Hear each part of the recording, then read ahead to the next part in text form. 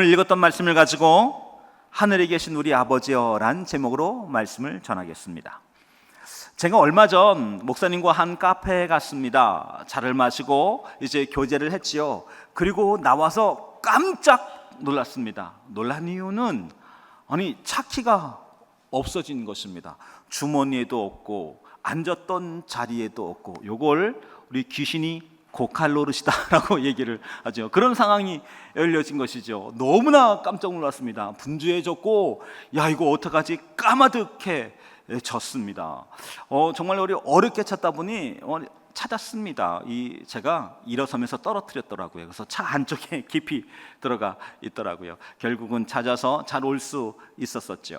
그런데 제가 이 순간 그런 마음이 들었습니다. 열쇠란 우리에게 어떤 의미가 있을까라는 생각이 들었습니다. 열쇠란 어딘가에 들어갈 수 있는, 그리고 무언가를 접근할 수 있는 권한이 주어지는 것이지요. 그런가 하면 때때로는 어떤 비밀들을 공유하고 그 비밀들을 함께 살피거나 참여할 수 있는 그런 자격이 주어지기도 하죠. 또 때로 이와 같은 이 열쇠들은 어떤 일들의 출발점, 그리고 어떤 일들을 스타트할 때 이런 열쇠를 열기도 하죠. 맞습니다. 이와 같은 여러 의미가 있죠. 이처럼 우리의 신앙생활 중에 기도라고 하는 것도, 이 기도 역시 기도의 열쇠가 필요한 것이지요. 많은 사람들은 기도를, 나와 은혜를 구할 때 이 기도 앞에서 기도의 안쪽으로 들어가서 깊이 기도하는 것이 아니라 기도 바깥에서 그 언저리에서 서성이다가 혹은 방황하다가 기도를 마치고 돌아가기도 합니다. 어떤 분들은 기도를 끝맺지도 못하고 우리 돌아서서 일어나가게 되어지는 것이죠. 왜 그럴까요? 기도의 손을 모았습니다. 그리고 무릎을 꿇었습니다. 머리를 숙였습니다. 눈을 감았습니다. 그런데 기도가 열려지지 않는 것이지요. 어떠한 말을 해야 될지도 모르겠고, 그리고 또 그 상황이 답답한 마음이 마음을 눌러서 기도할 수 없는 상황들을 경험하는 것이지요. 때때로는 위기의 순간, 당황스러운 순간들이 찾아왔습니다. 그 어떤 때보다도 기도가 절실한 순간이지요. 그런데 이 절실한 시간에 속은 타들어가는데 이 말 한마디가 떠지지 않는 것이죠. 말 한마디가 열려지지 않는 것이죠. 혹시 이곳에 계신 우리 장로님, 권사님사님, 우리 성도님, 그런 순간들을 맞이해 본 적이 있으신가요? 기도해야 된다, 지금 기도할 타이밍이다, 지금 기도하라 한다 라는 마음이 들어서 눈을 감고 손을 모았는데 그 어떠한 말도, 어떠한 마음의 고백도 할 수 없는 그런 답답함이 마음을 누를 때가 있는 것이죠. 정말 그야말로 환장할 만한 그런 순간입니다. 얼마나 마음이 참혹하고 어려운지 이루 말할 수밖에 없습니다. 이렇게 다 함께 드리는 예배 속에서의 몇 마디의 기도, 이런 기도는 비교적 마음의 여러 가지 위안과 또 길들을 열어줍니다. 왜냐하면 우리 기도하게 될 때 나의 목소리만이 아닌 또 다른 누군가의 목소리가 들려지기도 한 것이죠. 또 반주가 깔려집니다. 그래서 비교적 이런 여러 사람과 함께 있는 시간의 기도는 쉽기도 하고 자연스럽기도 하고 또 사람들의 기도의 힘을 더 빌어서 같이 기도에 동참되어지는 것이죠. 하지만 혼자 기도하노라면, 홀로 기도하는 그 시간 앞에 나아가면 왠지 모르게 거대한 절벽 앞에 있는 것 같습니다. 그 어떠한 고함을 질러도, 그 어떠한 문을 두드리는 심정으로 기도하여도 답답하기만 한 마음이 마음을 메우는 것이죠. 뿐이겠습니까? 때때로는 이 기도 속에서 저 머리 꼭대기 저 높은 곳에서 너 어떻게 하나 보자 라는 심정으로 쳐다보고 있는 누군가가 있는 것 같습니다. 마음 한편에는 너 기도할 만한 자격이 있어 라고 되묻는 것 같습니다.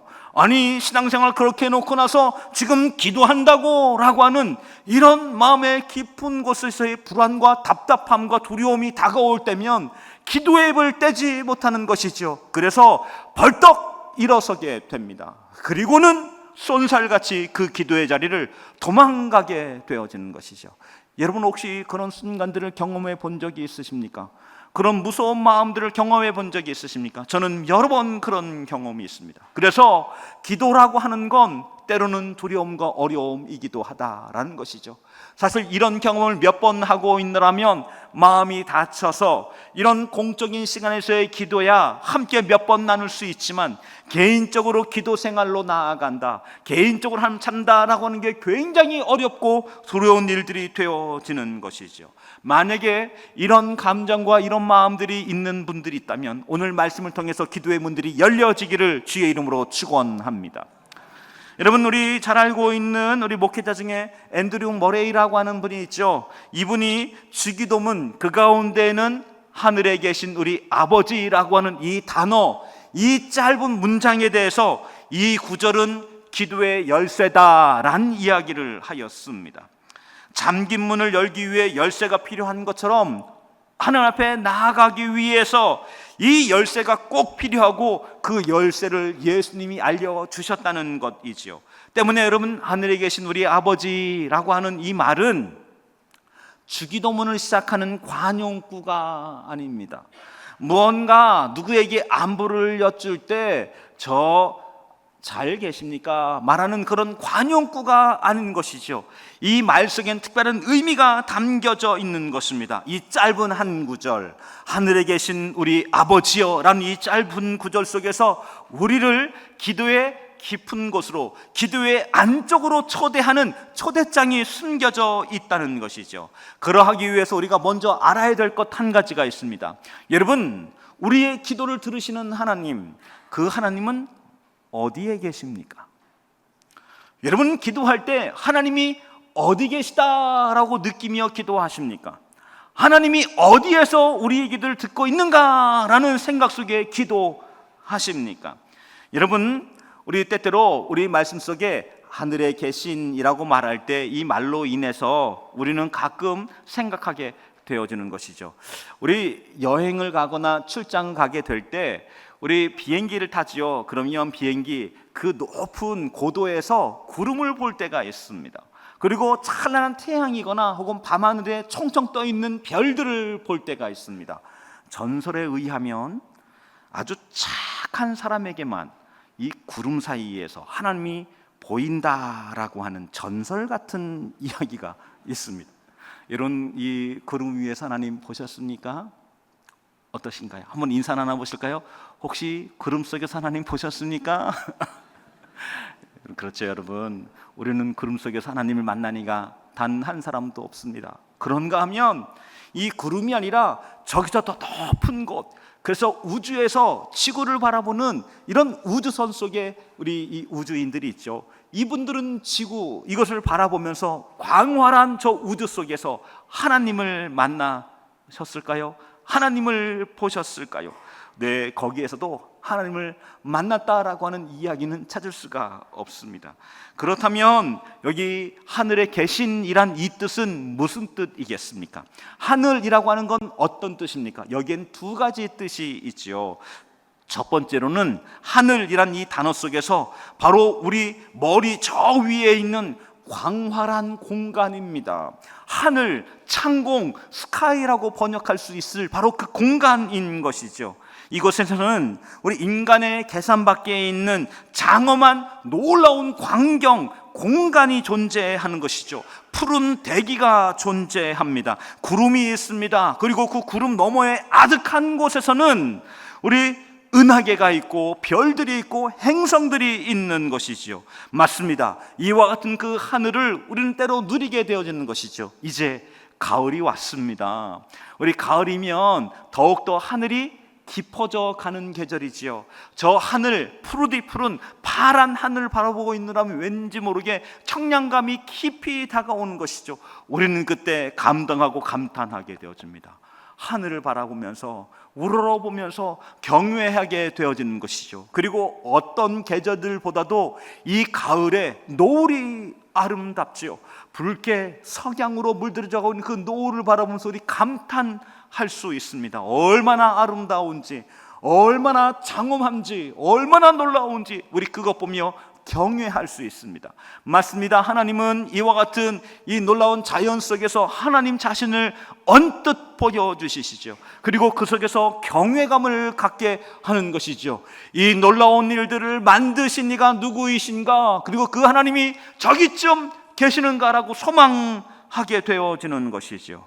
그래서 이와 같은 이 고백을 성경은 담았습니다. 시편 8편의 3절로 4절까지의 말씀은 이렇게 고백하고 있습니다. 우리 같이 한번 고백해 볼까요? 주의 손가락으로 만드신 주의 하늘과 주께서 베풀어 두신 달과 별들을 내가 보니 사람이 무엇이기에 주께서 그를 생각하시며 인자가 무엇이기에 주께서 그를 돌보시나이까. 맞습니다. 이 시편의 기자는 그 하늘의 별과 이 땅과 하늘을 바라보면서 하나님의 지으신 손가락을 마음 가운데 그리며 경외하고 경배하였던 것이죠. 놀라운 순간, 은혜의 순간들을 만나게 되는 것이죠. 하지만 만일 하나님께서 어떠한 특정한 장소에만 계실까요? 하나님은 어떤 공간, 어떤 장소에 제한되어지는 분이 아니시죠. 하나님은 물리적인 공간인 저기 저 우주와 그리고 광활한 저 하늘 어디쯤에 계실 수 있는 분이시지만 이 모든 것들을 초과하는 분이기도 하시지요. 만약에 하나님께서 물리적인 공간 그 하늘에 계시다면 우리보다 새들이 하나님과 훨씬 가까운 존재들이지요. 뿐이겠습니까? 우리 여기 지상에 있는 1층보다는 아마 아파트 40층, 50층, 60층이 더 하나님과 가까운 공간이 되어질 것입니다. 만약에 하나님께서 이와 같은 공간에 접촉되는 분이시고 거기에 제한되는 분이시라면 우리는 지하에서 기도하는 것이 아니라 저기 저 교회 지붕에서 기도해야 할 것입니다. 예배당을 이와 같은 2층이 아니라 저기 저 지붕이 가장 높은 마천루에 두어야 할 것입니다. 그리고 교회를 한사코 더욱더 높이 짓기 위해서 애써야 할 것입니다. 하지만 다행스럽게 하나님은 이와 같은 공간과 장소에 제한되어지는 그분이 아니시죠. 그렇다면 하늘에 계신이라고는 이 뜻은 어떤 뜻일까요? 두 번째, 이 하늘은 우리 모세에게 하신 말씀을 통하여서 우리는 그 힌트를 얻을 수 있습니다. 출애굽기 3장 14절 말씀이지요. 이렇게 말씀하고 있습니다. 하나님이 모세에게 이르시되 나는 스스로 있는 자니라 라고 말씀하셨습니다. I am who I am, 스스로 있는 분이라고 말씀하셨지요. 하나님의 존재와 임재를 정의할 수 있는 건 누구뿐이다? 하나님이시다. 하나님은 하나님만이 그 임재와 능력과 존귀함들을 오직 증명하신다라고 말씀하고 있는 것이죠. 우리 사람들의 찬미와 찬양에 하나님의 존재와 임재가 증명되어지는 것이 아니라 하나님은 스스로 존재하시며 스스로 증명하신다라고 말씀하고 있는 것입니다. 이와 같은 이 하늘의 하나님이라고 말할 때 이 하나님은 특정 장소의 하나님이 아니라 영적인 하나님인 것이죠. 때문에 이와 같은 이 하나님은 물리적인 공간과 법칙에 제한되는 것을 넘어서는 분이시죠. 그래서 이 시간 이곳에 임하셨습니다. 그리고 이곳에 임하셔서 각자의 마음 가운데 임하시는 것이죠. 뿐이겠습니까? 동시간에 전 세계 곳곳에서 지금 주일 예배 대배가 드려질 것입니다. 그럴 때 이 예배가 저 서울에서도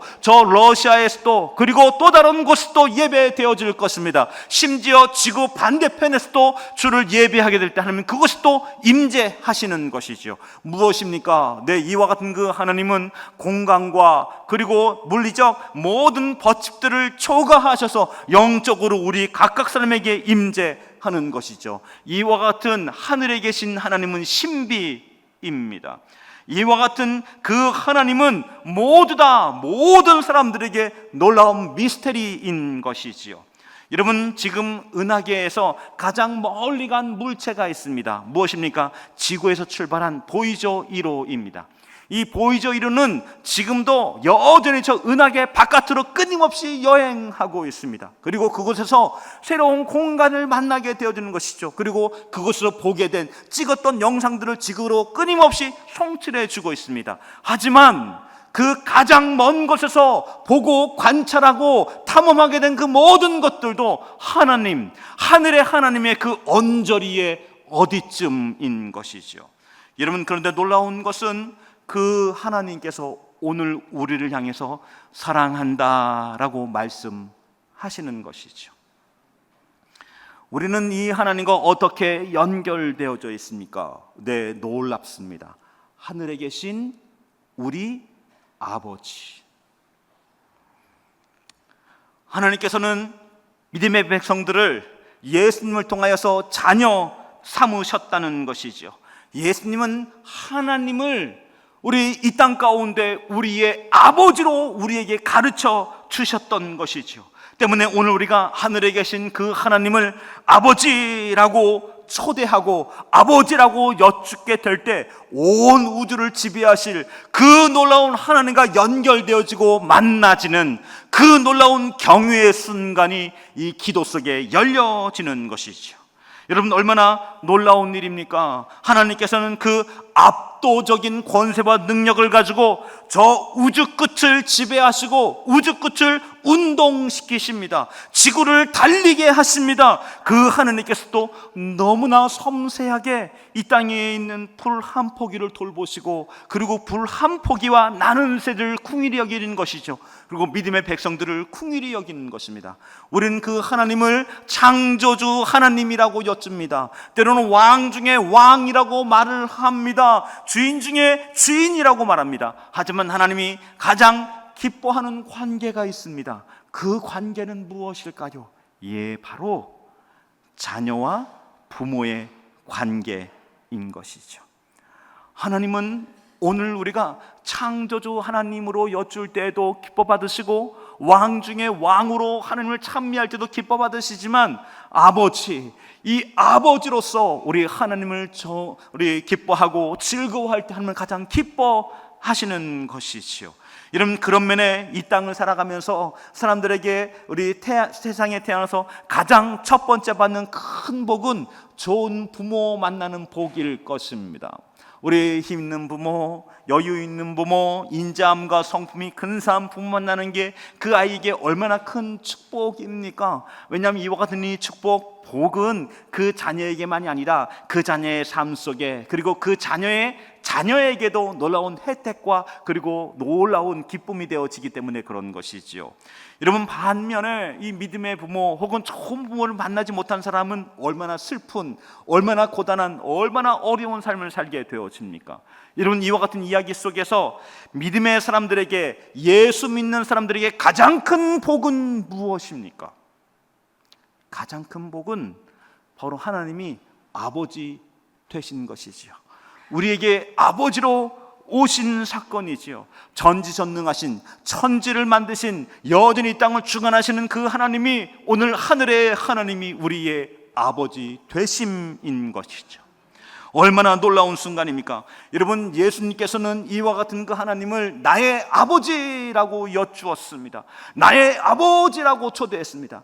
여러분, 이것 아시죠? 예수님께서 십자가에 못 박혀 죽으셨습니다. 그런데 그의 죄패, 그리고 예수님께 붙였던 이 죄 이유, 죄 목록 중에 한 가지가 무엇이었습니까? 하나님을 아버지라 불렀다는 것입니다. 이것을 신성 모독의 죄로 우리 못 박았던 것이죠. 여러분, 왜 그랬습니까? 당시의 유대인들은 성경을 읽다가 성경 구절들 속에서 하나님을 상징하는 야훼 혹은 또 우리 주란 단어가 등장을 합니다. 그러면 이 단어는 입 밖으로 내지 않았습니다. 마음속으로만 읽었던 것이지요. 그렇게 읽었습니다. 뿐이겠습니까? 어떤 이들은 우리 성경을 읽다가 하나님, 야훼 하나님, 여호와 하나님이란 단어가 등장합니다. 그러면 읽던 그 자리에 멈춰섭니다. 그리고 나아가서 몸을 씻습니다. 목욕을 합니다. 그리고 돌아와서 다시 남은 구절을 읽었던 것이죠. 그들에게 하나님은 창조주 하나님이었고 민족을 출발시킨 하나님이었으나 그들의 하나님은 아버지 하나님은 아니다라고 여겼던 것이죠. 그런 하나님이 오늘 우리의 하나님이 되셨다라고 말씀하고 있는 것입니다. 갈라디아서 4장 6절은 놀라운 증거를 하고 있습니다. 우리 말씀 같이 한번 읽겠습니다. 너희가 아들임으로 하나님이 그 아들의 영을 우리 마음 가운데 보내사 아빠 아버지라 부르게 하셨느니라. 맞습니다. 유대인들이 이 구절을 읽고 그 기절초풍했습니다. 하지만 우리는 이 아빠 아버지가 얼마나 놀라운 초대입니까? 얼마나 놀라운 부름이며 고백입니까? 맞습니다. 우리는 이 고백 속에 은혜를 구하는 것이죠. 여러분, 저희 집에 자녀가 몇 명 있는지 아시죠? 두 아들이 있습니다. 그런데 저희 두 아들보다 아마 우리 장로님, 권사님, 집사님 댁에 있는 자녀나 혹은 손주가 공부를 더 잘 할 수 있습니다. 저는 저희 자녀가 너무 예쁘고 그리고 너무 귀하지만 객관적으로 우리 아이가 더 멋있지, 근사하지, 예쁘지라고 말씀하는 자녀들도 우리 성도님 가정 가운데 있죠. 그런가 하면 인격과 성품 면에서도 저희 아이들이 저는 착하고 귀하다 여기지만 아마 저희 집에 있는 두 자녀보다 더 근사하고 더 멋진 자녀들이 가정 가운데 있으실 것입니다. 여러분, 그런데 그거 아시나요? 저를 향해 여러 사람들이 많은 이야기로 부를 수 있지만 세상에 이 두 아이만 저에게 부르는 호칭이 있습니다. 무엇일까요? 아빠입니다. 그 누구도 불러주지 않는 호칭, 그 누구도 물어주지 않는 그 물음, 오직 두 아이만이 저에게 아빠라고 부르는 것이죠. 저는 우리 권사님의 가정, 장모님, 지사님의 가정 가운데 아이가 공부 더 잘하고 그리고 우리 더 착하고 더 열심히 살아도 제가 그 아이들을 아들아, 딸아라고 부르지 않습니다. 저에게는 조금 못났어도, 조금 볼품없어도, 그리고 조금 미련해도 이 아이만이 제가 사랑하는, 그리고 제가 너무나 아끼고 그리고 존중하는 저의 아들들인 것이죠. 왜냐하면 이 아이들은 제가 훈계할지라도, 제가 꾸지람할지라도 저의 곁을 떠나지 않고 항상 저에게 아빠 하고 달려옵니다. 아빠라고 늘 묻는 것이지요. 제가 우리 누워있는 방에 들어와서 아빠라고 저를 흔들어 깨웁니다. 저도 이 아이들이 누워있는 방에 들어가서 아들아 라고 부르는 것이죠. 여러분, 왜 그렇습니까? 하나님께서 저와 자녀들을 아비와 그리고 아들로, 자녀로 삼으셨기 때문에 그런 것이죠. 여러분, 하나님께서 오늘 우리를 누구라 부르십니까? 내 아들아, 내 딸아 부르시는 것입니다. 이것은 어느 교회에 있는 어떤 성도가 더 신앙생활 열심히 하고 더 예배 잘 드리고 더 많이 봉사하고 더 많이 애쓰고 더 많이 헌금해서가 아니지요. 때로 우리는 부족하고 우리는 연약할지라도 하나님은 오늘 우리의 아빠, 아버지 되심을 기뻐하시는 것이지요. 바꿀 수 없다, 그 무엇과 그 누구와 바꿀 수 없는 나의 소중한 존재다라고 말씀하고 계신 것 아니겠습니까? 오늘 우리가 하나님의 자녀가 되어지면 우리의 믿음의 실력이 멋지고 근사해서가 아닌 거지요. 우리가 괜찮은 성도여서가 아닌 것이지요. 하나님께서 오늘 우리를 우리 자녀 삼으셨기 때문에 그런 것이고, 오늘 우리에게 너 나에게 아빠, 아버지라 불러다오라고 하나님께서 말씀하셨기 때문에 그런 것이죠. 맞습니다. 이와 같은 하나님께서 오늘 우리들에게 아빠, 아버지가 되어 주신 것이죠. 여러분, 때로 우리가 가정 내에서 우리 결혼을 하고 자녀를 낳게 되어지죠. 이 부부가 자녀를 낳는다라고 말하는 건 우리 자신과 개별적인 생명, 그것을 존재하도록 만드는 행위들이 있었던 것이죠. 그리고 이 자녀는 부모를 쏙 빼어 닮습니다. 유전자적으로도, 그리고 환경적으로도, 그리고 또 성품적으로도 닮아가는 것이죠. 여기에서 이 아이들은 닮아가지만 자기의 인격을 가지고 자기의 판단대로, 자기의 생각대로 움직이기 시작하는 것이죠. 이 자녀들은 점점 커가면서 스스로 결정을 내리고 스스로 생각하고 스스로 무언가를 하는 것이죠. 여러분, 그런 면에 우리들은 알고 있습니다. 이미 많은 분들이 경험하였습니다. 이 아이들은 부모의 마음에 상처를 줄 때가 있다. 부모의 뜻대로 움직여지지 않는다. 부모에게 심히도 거역할 때가 있다. 그러함에도 불구하고 우리 부모들은 어떤 결정을 한 것입니까? 그 자녀를 사랑하기로 결정한 것이죠. 여러분, 하나님께서 오늘 우리 사람들에게 자유의지를 주셨습니다. 어떤 이들은 이런 이야기를 하는 것이죠. 자유의지가 죄의 기원인데 왜 그걸 주고 우리에게 죄 짓게 하느냐라고 묻는 사람들이 있습니다.